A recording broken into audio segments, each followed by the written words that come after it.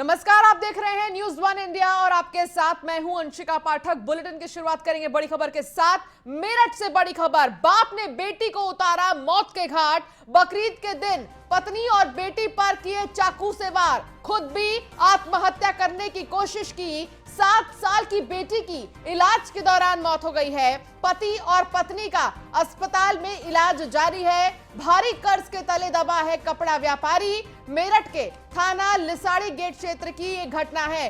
के शर्मा हमारे साथ, हमारे संवाददाता जुड़ गए हैं ज्यादा जानकारी के साथ। के शर्मा, क्या जानकारी मिल रही है? कर्ज के बोझ में दब रहा था व्यापारी और ऐसे में उसने अपनी बेटी और पत्नी को भी मार दिया। अंशिका, ये बड़ी दर्दनाक खबर है जो बकरा ईद के दिन हमारे सामने आई। वो अलग बात है कि मोहल्ले वालों ने और उनकी सोसाइटी ने इस खबर को दबाने की पूरी कोशिश करी।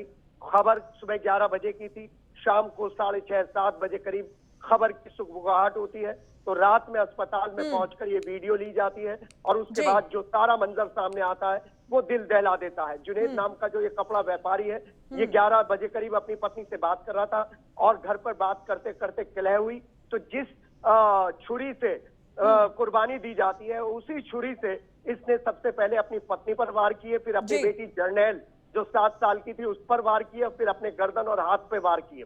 जर्नैल जो 7 साल की बेटी है उसकी मौके पर मौत हो जाती है और ये दोनों अब जिंदगी और मौत की लड़ाई लड़ रहे हैं। हमने सीओ अरविंद चौरासिया से जब इस बारे में बात करने की कोशिश करी 12 बजे करीब, तो उनको इस घटना का नहीं मालूम था। धीरे धीरे रात चलती गई, पड़ोसियों ने इस खबर की हमें सूचना दी, तब ये खबर कवर हुई है। लेकिन सबसे बड़ी बात, जिस तरीके से कर्ज में ये डूबा व्यापारी था और उसने बकरा ईद का दिन इस खौफनाक हादसे के लिए चुना, वो सोचने के लिए मजबूर करता है क्या इस तरीके से परिवार को खत्म किया जा सकता है। वो बेटी मासूम जिसका तस्वीर न्यूज़ वन इंडिया पर चल रही है, उसको देखकर बड़े बड़े लोगों का दिल दहल गया। और सबसे बड़ी बिल्कुल दिल दहला देने वाली वारदात तो ये है ही के शर्मा, लेकिन एक बात जो और सामने आ रही है वो ये कि जो परिजन हैं उन्होंने भी इस बात को दबाने की कोशिश की। आखिर इसके पीछे की क्या वजह है?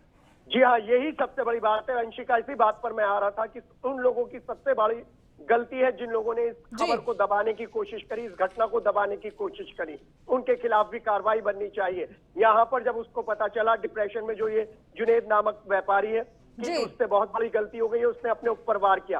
पुलिस इसकी लीपापोती में लगी हुई है, लेकिन ये घटना हमको बताती है कि किस तरीके से लोग अपने रिश्तों को तार-तार कर रहे हैं और छोटी छोटी बच्चियों को भी नहीं छोड़ रहे हैं, परिवार को भी नहीं छोड़ रहे हैं। पुलिस का रोल इस मामले में घटना दबाने को ज्यादा था। अगर ये घटना समय पर सामने आ जाती तो दूसरी ये जो अब जिंदगी और मौत की लड़ाई लड़ रही है उनकी पत्नी, शायद वो इतनी बड़ी लड़ाई ना लड़ती। और समय रहते अगर इस मामले का खुलासा हो जाता के शर्मा, तो वो मासूम बच्ची जो अब नहीं रही वो बच जाती। अंशिका, बिल्कुल सही कहा। अगर समय रहते इस खबर के बारे में पता चल जाता तो सभी लोग इस खबर के पीछे लग जाते, डॉक्टर्स की अच्छी टीम हो जाती। पहले छोटे छोटे अस्पतालों में इलाज कराने की कोशिश करी, तटपुंजिया डॉक्टर से इलाज कराने की कोशिश करी और जब स्थिति बाहर से निकल गई तब हाथ से निकल पहुंचे और तब तक बच्ची अपने प्राणों से हाथ धो बैठ गई। अंशिका, के शर्मा, परिजन तो हालांकि इस बात को दबाने की कोशिश कर ही रहे थे, लेकिन अब जब इस पूरे मामले का खुलासा हो गया है, जब ये बात सामने आ गई है, अब लगातार इसको हम चला भी रहे हैं, तो ऐसे में परिजनों का क्या कहना है? अभी कोई प्रतिक्रिया सामने आई है परिजनों की? एक बहुत छोटी सी प्रतिक्रिया सामने आई है, शायद वो जुनेद की बहन वगैरह है जो उन्होंने कहा है कि वो डिप्रेशन में था। बस इतना कहकर प्रतिक्रिया आई है, कोई भी बाइट देने के लिए तैयार नहीं है और इस केस को अभी भी दबाने की कोशिश है कि एक परिवार बर्बाद हो गया है, अब आप उसके पीछे क्यों पड़े हो। लेकिन ये बर्बादी के क्या कारण है, किस वजह से छुरी से हमला किया, ये सब लोगों के सामने आना चाहिए कि जो परिवार डिप्रेशन में है वो इस तरीके की घटनाओं को अंजाम ना दें। जी अंशिका, जहां पर इस व्यक्ति ने उस मासूम बच्ची और पत्नी की हत्या की, वहां से क्या कुछ बरामद हुआ है? के शर्मा, क्या जानकारी मिल रही है? अंशिका, अभी हमें आधिकारिक तौर पर ना तो सीओई और ना ही एसपी सिटी सामने आए हैं। वहां से वो छुरी जरूर बरामद हुई है जिससे हमला किया गया है, लेकिन परिवार वाले और पुलिस मिलकर इस घटना को पूरी तरीके से दबाने की कोशिश कर रहे हैं और इसे पारिवारिक विवाद का नाम देकर इस घटना को दबा रहे हैं। जी अंशिका, बहुत शुक्रिया के शर्मा इस तमाम जानकारी के लिए, तमाम बातचीत के लिए। तो भारी कर्ज के तले कपड़ा व्यापारी दबा है, परिजनों ने वारदात को छिपाने की बहुत ज्यादा कोशिश की है। आखिर क्यों की है इस पूरी वारदात को छिपाने की कोशिश परिजनों ने, ये बड़ा सवाल है।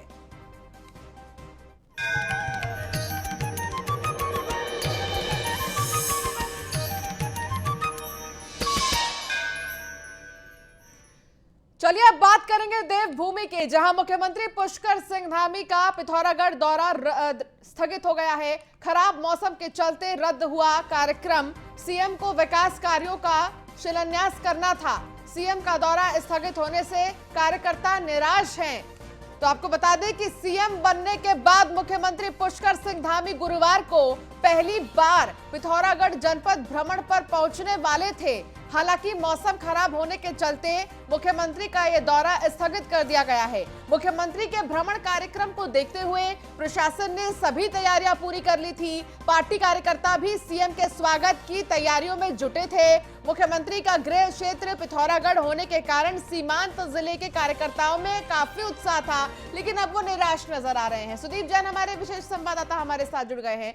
सुदीप, क्या जानकारी मिल रही है? पिथौरागढ़ का जो दौरा था वो रद्द हो गया है मुख्यमंत्री का, जिसके चलते जो कार्यकर्ता हैं उनमें निराशा जो है वो देखी जा रही है, वो निराश हो गए हैं। जी देखिए, मुख्यमंत्री का आज पहला पिथौरागढ़ दौरा था। वो खुद भी मूल रूप से पिथौरागढ़ के रहने वाले हैं और आज कल ये प्रोग्राम बना था मुख्यमंत्री के पिथौरागढ़ का। कल मौसम की क्लियरेंस थी, पर आज सुबह जब तैयारी थी उनके प्रस्थान की तो उस वक्त पिथौरागढ़ में ऐसी स्थिति नहीं थी कि उनके हेलीकॉप्टर को लैंड कराया जा सके। लिहाजा निर्णय ये लिया गया सुरक्षा कारणों से कि उनका दौरा स्थगित किया जा रहा है। जैसे ही समय मिलता है और मौसम साफ होता है, वो सीधे जिस प्रकार कल एकदम उत्तर का वो पहुंचे थे, उसी प्रकार से वो तुरंत पिथौरागढ़ के लिए रवाना होंगे, क्योंकि गढ़वाल का पहला दौरा हो चुका है और इसके बाद वो कुमाऊं की ओर रवाना होंगे मुख्यमंत्री। इन सब के बीच कौन से ऐसे कार्यक्रम थे जिनमें वो शामिल होने वाले थे पुष्कर सिंह धामी, और अब वो कब पिथौरागढ़ आएंगे, इसको लेकर कोई जानकारी मिल रही है? जी देखिए, जो आपदा पूरे प्रदेश में तेज बारिश के कारण आपदाई नुकसान हुआ, उसके राहत बचाव कार्यों का उनको जायजा लेना था। जिला प्रशासन और स्थानीय जो आपदा विभाग से जुड़े अफसर है उनके साथ समीक्षा बैठक करनी थी। इसके साथ ही वो कार्यकर्ताओं से भी मुलाकात करने वाले थे। ऐसे कार्यक्रम प्रस्तावित थे, पर चूंकि दौरा रद्द हो गया है तो माना ये जा रहा है जैसे ही मौसम खुलता है पिथौरागढ़ में, कुमाऊं में, और हेलीकॉप्टर की लैंडिंग स्थिति बनती है, तत्काल उनका दौरा बनेगा और वो बहुत जल्द बहुत ठीक है। सुदीप, बहुत शुक्रिया इस तमाम जानकारी के लिए। तो दिल्ली के डिप्टी सीएम मनीष सिसोदिया एक दिन के उत्तराखंड दौरे पर रुड़की पहुंचे हैं। रुड़की बॉर्डर पर आम आदमी पार्टी के कार्यकर्ताओं ने मनीष सिसोदिया का जोरदार स्वागत किया। डिप्टी सीएम ने रुड़की में आयोजित जीवन दीप आश्रम में शतचंडी महायज्ञ में शिरकत की और मां भगवती की पूजा के बाद उनका आशीर्वाद भी लिया। मनीष सिसोदिया ने प्रेस कॉन्फ्रेंस की और बीजेपी पर जमकर निशाना भी साधा। सुनील पटेल हमारे संवाददाता हमारे साथ रुड़की से जुड़ गए हैं ज्यादा जानकारी के लिए। सुनील, क्या जानकारी मिल रही है? डिप्टी सीएम मनीष सिसोदिया रुड़की पहुंचे, उन्होंने वहां पर महायज्ञ में शिरकत की और साथ ही उन्होंने प्रेस कॉन्फ्रेंस कर भारतीय जनता पार्टी पर निशाना साधा। सबसे पहले उनके इस दौरे को लेकर क्या जानकारी मिल रही है?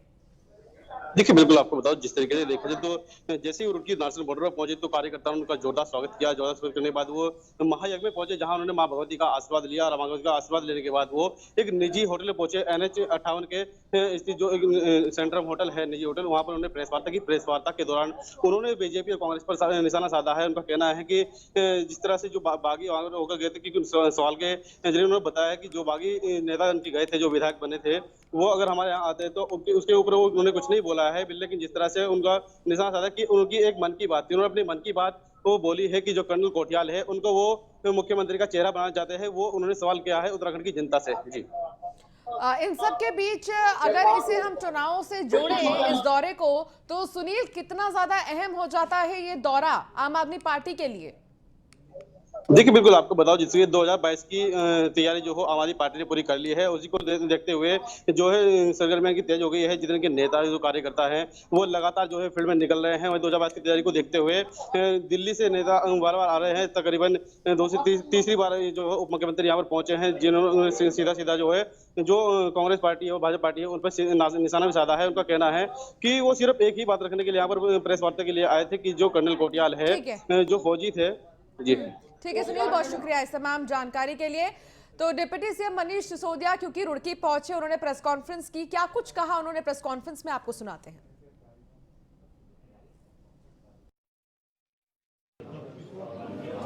एक बार सेटल हो जाएगी।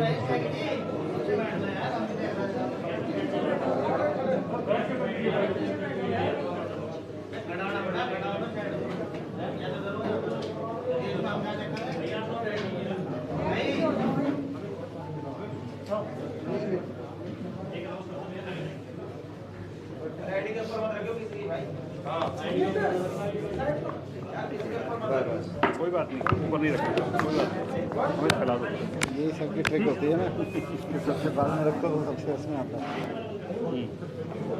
चलो शुरू करते हैं। अमित सर, अमित हो जाओ।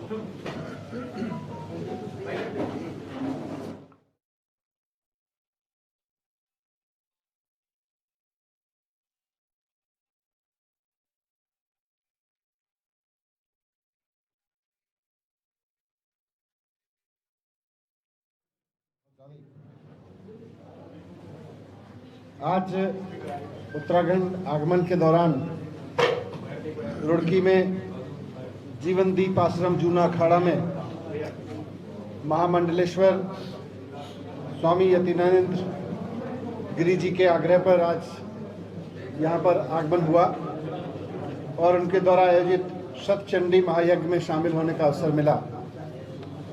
मुझे बहुत सौभाग्य है मेरा कि आज इतने दिव्य यज्ञ में मुझे स्वामी जी के आग्रह पर आमंत्रण पर यहाँ शामिल होने का अवसर मिला। बहुत दिव्य अनुभूति हुई। वहाँ वेद मंत्रों के द्वारा माँ भगवती की पूजा की। मैं खुद माँ भगवती का उपासक हूँ, तो मेरे लिए सौभाग्य की बात थी। मैंने अपने परिवार के लिए, अपने दिल्ली परिवार के लिए, उत्तराखंड परिवार की खुशहाली के लिए, पूरे देश की खुशहाली के लिए माता से आशीर्वाद मांगा, प्रार्थना की माता के चरणों में। और उसके बाद मैं शहर के अलग अलग कुछ क्षेत्रों में जाके आम लोगों के बीच गया। रेस्टोरेंट में, मार्केट में लोगों से मिला, जाके युवाओं से मिला, महिलाओं के ग्रुप में बैठा, जाके बात की, स्टूडेंट्स के बीच गया, बुजुर्गों के बीच गया, प्रोफेशनल्स के बीच गया। ऐसे ही कुछ लोगों से रास्ते में एकदम आम आदमियों से मिला और मैंने उनके बीच एक सवाल रखा। मैंने उनके बीच कहा कि उत्तराखंड के लोगों के सामने आज एक तरफ भारतीय जनता पार्टी है, भारतीय जनता पार्टी की सरकार है और इसमें थोड़े दिन पहले तक त्रिवेंद्र सिंह रावत जी मुख्यमंत्री थे, जिनका निकनेम था जीरो वर्क चीफ मिनिस्टर।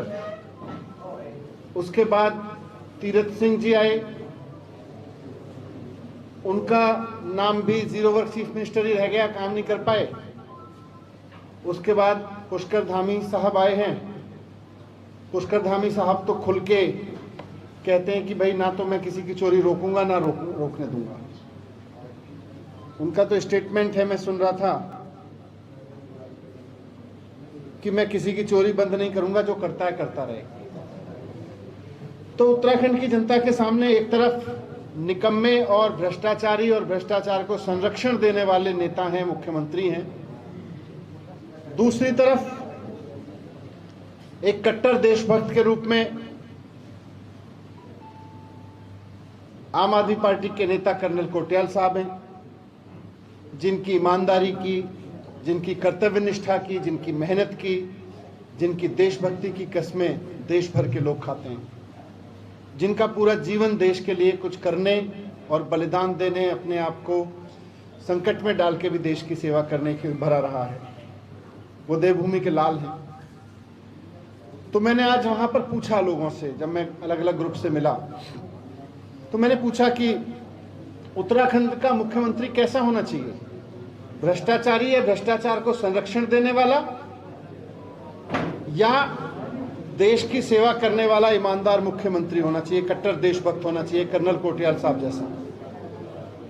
तो वहां तो युवाओं ने भी कहा साहब अगर कर्नल कोटियाल साहब जैसा। बहुत पॉजिटिव रिस्पांस मुझे मिला मेरे सवाल के जवाब में। मेरा सवाल स्पष्ट था कि क्या कर्नल कोटियाल जी जैसा व्यक्ति उत्तराखंड का मुख्यमंत्री होना चाहिए? ये तो मेरी एक छोटी सी यात्रा थी, मैं यज्ञ में शामिल होने आया था, तो इस अवसर का इस्तेमाल मैंने उत्तराखंड के एक शहर में छोटे छोटे समूहों के सामने किया। आज मैं प्रेस के माध्यम से, मीडिया के माध्यम से यही सवाल उत्तराखंड के सभी भाइयों और बहनों के सामने रखना चाहता हूं। जैसा मैंने कहा, छोटे से समूहों में मैंने जवाब दिया तो बहुत उत्साहजनक था मेरे लिए तो, पर मैं उत्तराखंड के तमाम वोटर्स के सामने, उत्तराखंड के बच्चों के सामने, उत्तराखंड की महिलाओं के, भाइयों के, बहनों के, बुजुर्गों के, सबके सामने आज ये सवाल रखना चाहता हूं कि क्या कर्नल कोटियाल जी जैसा व्यक्तित्व उत्तराखंड का मुख्यमंत्री होना चाहिए। मैं आज आप सब पत्रकार बंधुओं से भी अनुरोध करूंगा कि मेरे इस सवाल को जनता तक पहुंचाएं ताकि जनता अपने दिल से इसका जवाब दे सके कि क्या कर्नल कोटियाल जी जैसा व्यक्ति उत्तराखंड का भावी मुख्यमंत्री होना चाहिए। तो यही सवाल रखने में आपके सामने प्रेस कॉन्फ्रेंस में भी आया था। मैंने थोड़े से लोगों से पूछा था, जवाब बहुत पॉजिटिव था। मैं उम्मीद करूंगा कि आपके माध्यम से अगर ये सवाल जनता तक पहुंचेगा तो जनता के बीच से जवाब भी आएगा, और जनता के बीच से जवाब तो हमें पूरा भरोसा है कि जनता भ्रष्टाचारी है, भ्रष्टाचारी को संरक्षण देने वाले की जगह। उत्तराखंड सरकार ने 22,000 से अधिक सरकारी पदों पर भर्तियों का ऐलान किया है। अब सरकार के सामने सबसे बड़ी चुनौती निर्धारित समय में परीक्षा कराकर राज्य के बेरोजगार युवाओं को नौकरी देने की है। तो वहीं विपक्ष सरकार के दावे पर सवाल खड़े कर रहा है। इसी पर देखिए एक खास रिपोर्ट। रोजगार पर फुल एक्शन में धामी सरकार, 22,000 युवाओं को मिलेगा उपहार, अलग अलग विभागों में भर्तियों की भरमार। विपक्ष का आरोप, झांसा दे रही सरकार। उत्तराखंड में बीजेपी अपने 4.5 साल के कार्यकाल में 3 मुख्यमंत्री बदलने को लेकर भले ही विपक्ष के निशाने पर हो, लेकिन राज्य के युवाओं के चेहरे पर मुख्यमंत्री पुष्कर सिंह धामी ने मुस्कान लाने का मौका दिया है। मुख्यमंत्री ने राज्य भर के अलग अलग विभागों में खाली पड़े 22,000 से अधिक पदों पर नौकरी देने का ऐलान किया है। सरकारी आंकड़ों के मुताबिक विद्यालय शिक्षा में 5,499 और चिकित्सा एवं स्वास्थ्य में 2,918 पदों पर भर्ती होगी। वन विभाग में 2,560, ऊर्जा विभाग में 2,021, चिकित्सा शिक्षा में 1,968 पदों पर सरकार भर्ती करेगी। पुलिस में 1,530, राजस्व में 779 और शहरी विकास में 872 पदों पर भर्ती का प्रस्ताव सरकार ने तैयार किया है। उच्च शिक्षा में 698, सिंचाई विभाग में 786 पदों पर सरकार भर्ती करने जा रही है। पशुपालन, कृषि, ग्राम्य विकास, लोक निर्माण विभाग और पंचायती राज्यों में भी बड़ी संख्या में युवाओं को रोजगार मिलने जा रहा है। आने वाले 2 से 3 महीने में 22,000 से अधिक पदों पर भर्ती प्रक्रिया की शुरुआत हो जाएगी। अधिकतर पद समूह गौ के होने से प्रदेश के 12वीं पास से लेकर स्नातक तक के युवाओं को रोजगार को उपहार मिल सकता है। नहीं, हमारा मुख्य फोकस है उस पर 24,000 सरकारी भर्तियां और उसके अलावा स्वरोजगार के जो है लाखों लोगों के लिए स्वरोजगार के माध्यम से रोजगार खड़ा करना। अभी हमने मुख्यमंत्री स्वरोजगार योजना नैनो के माध्यम से, जिस प्रकार पूर्व में प्रधानमंत्री वेंडर्स योजना आई थी, हमने 20,000 लोगों को ग्रामीण क्षेत्रों में रोजगार देने का काम हम कर रहे हैं। उसमें छोटे छोटे रोजगार जो लगाएंगे और 10,000 रुपये उनको हम देंगे और 5,000 रुपये की सब्सिडी देंगे, मतलब मात्र 5,000 उनको वापस करने होंगे। सरकार के 22,000 से अधिक युवाओं को रोजगार देने के वादे पर कांग्रेस और आम आदमी पार्टी सवाल उठा रही है। कांग्रेस प्रवक्ता गरिमा दसौनी का कहना है कि मौजूदा सरकार के पास समय बहुत कम बचा है। 22,000 तो दूर 2,200 रोजगार नहीं दिए जा सकेंगे। ये किसी को रोजगार नहीं मिलेगा। ये केवल काम कुछ मत करो और करते रहो ऐसा दिखावा कर रहे हैं। सरकार इस वक्त फुल बहुमत में है, पूरी पावर में है, उस पावर का प्रदर्शन कर रही है। बड़ी विडंबना है इस प्रदेश की कि बार बार प्रदेश में नेतृत्व परिवर्तन होता है और हर मुख्यमंत्री नौकरियों देने की बात करता है। पूर्व मुख्यमंत्री त्रिवेंद्र रावत जी से अगर शुरुआत करें तो वो कहते हैं मैंने 7.5 लोगों को रोजगार दिया, उसमें वो स्वरोजगार भी कहते हैं। अब 7.5 लोग तो स्वयं पंजीकृत हैं सेवा योजन कार्यालय में। अगर आपने सभी को रोजगार दे दिया तो फिर इतना उबाल युवाओं में क्यों है प्रदेश के? सरकार जिस हिसाब से दबाव बनाकर अलग अलग विभागों के मुखिया से भर्ती के लिए प्रस्ताव तैयार करा रही है, उस हिसाब से उम्मीद जताई जा रही है कि अगले 1 से 1.5 महीने के भीतर ज्यादातर पदों के लिए भर्तियों के नोटिफिकेशन जारी हो जाएंगे। उत्तराखंड के युवा मुख्यमंत्री ने सत्ता संभालते ही सबसे पहले युवाओं पर ध्यान केंद्रित किया और 22,000 युवाओं को रोजगार देने का लक्ष्य निर्धारित किया है। विपक्ष भले ही सरकार की मंशा पर सवाल उठा रहा हो, लेकिन यदि समय से 22,000 युवाओं को रोजगार मिला तो उनके लिए किसी सपने के सच होने से कम नहीं होगा। कैमरामैन अनूप भट्ट के साथ सुदीप जैन, न्यूज़ 1 इंडिया, देहरादून। और चलिए इसी के साथ बुलेटिन में फिलहाल इतना ही। आप बने रहिए न्यूज़ 1 इंडिया के साथ। नमस्कार।